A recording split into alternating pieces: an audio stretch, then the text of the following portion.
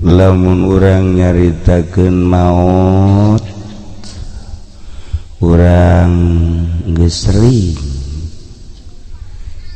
tepikeun kalamun ditawarkeun tapaeh kanu kolot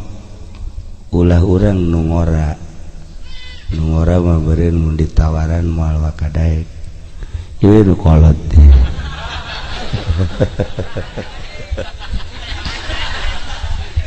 ya kira-kira jamernya nama geus kadaluarsa ngaji kira-kira lamun maot isuk daek can daek keneh bae ya Allah padahal mah di pangsenang-senang maot lantaran geus teu aktivitas teu kudu digawe teu kudu tani bahkan teu kudu salat teu kudu puasa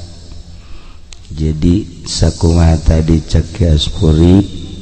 atuh geus we idza matabnu adam in qata'a selesai mantap nikmat maut eta geunaheun pre segala rupa pre jadi tinggal orang menikmati hasil amal orang eta si sok dicaritakeun bahwa di jero kubur teh cenah sepi di jero kubur teh cenah poek di jero kubur teh cenah sempit bohong ternyata di jero kubur teh rame ngeleuwihan ti mall wae di Tangerang rame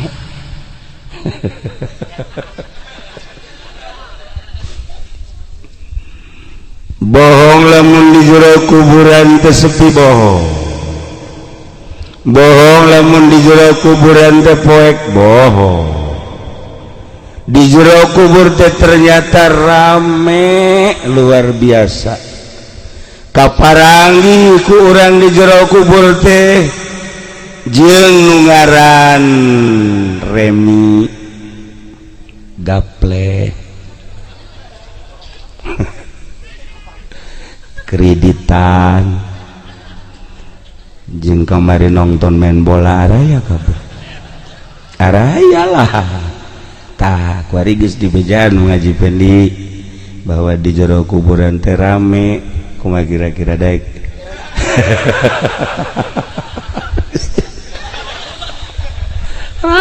Masya Allah lamun urang lembur mah urang lembur nutu masantren teu ngaji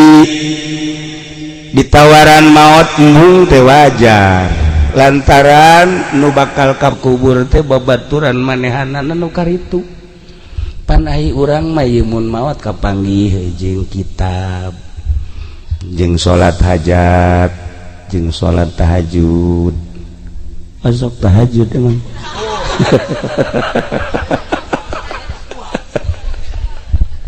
kaparanggih jeung nu ngaran sodako eta teh akan dibentuk-bentukeun di jero kubur teh ieu saha ieu kasep amat oh abdi teh cenah ieu teh salat Masya Allah karim ieu saha ieu kasep amat abdi puasa hari ieu abdi sodako hari ieu abdi tahajud kan senang tah urang di jero kubur kaparanggih dumantak para aulia Allah para solihin mah maot eta nikmat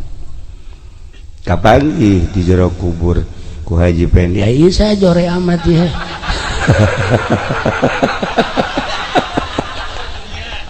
oh iya abdi mah sok lamun jualan karung dioplos ieu nu jore ieu bohong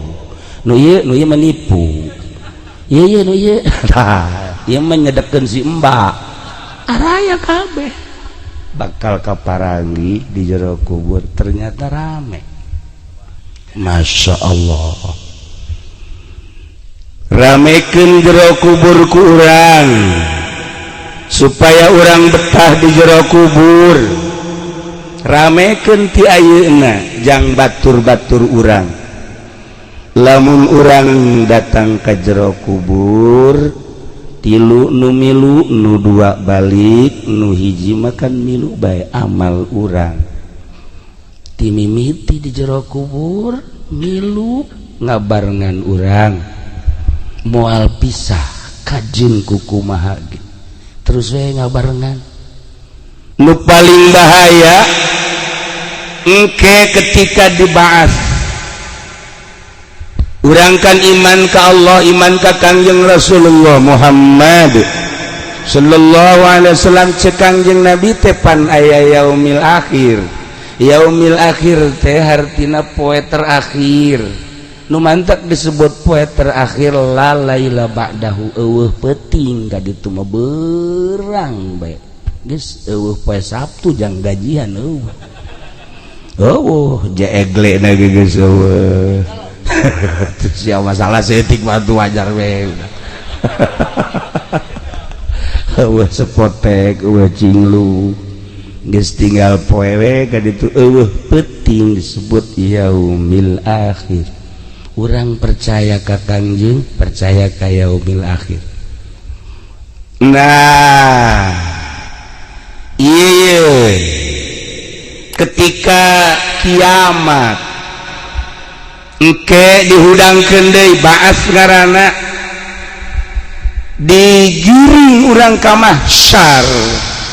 mahsyar ketika Kangjeng ditaros ya Rasulullah tepatna mahsyar di mana cik Kangjeng Rasul di Yerusalem Masjidil Aqsa di berbagai negara Baghdad Turki Yaman Indonesia harudang kabeh digiring kabeh ka mahsyar urang dieu dihudangkeun ti kubur berangkat ka mahsyar tempat kumpul ya Allah mantap kuari kudu geura kanyahokeun heula jalan-jalana beusi nyasab engke lain ka mahsyar ka kadi itu di ka Baduy bahaya ngajauhan tah ieu mahsyar Kangjeng ditaros ya Rasulullah hari eta berangkat ka mahsyar teh naik naon ya Rasulullah Kangjeng nyarita nyarios ngawaler saur Kangjeng jelema berangkat ti lemburna masing-masing menuju mahsyar teh beda-beda wa minha di antarana aya anu arraqibu naik kendaraan bangsa Timur Jaya naik kendaraan batu jana naik kebo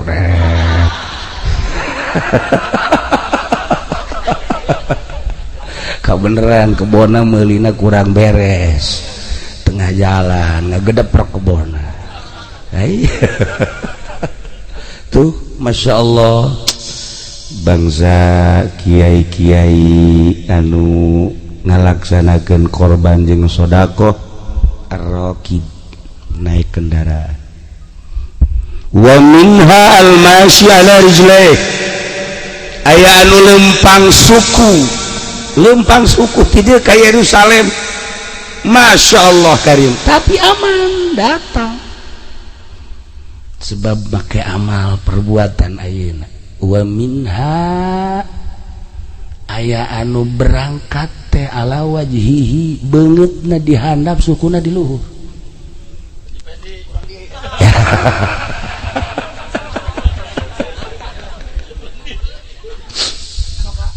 coba bayangkan ke orang suku di luhur banget di handap ya karim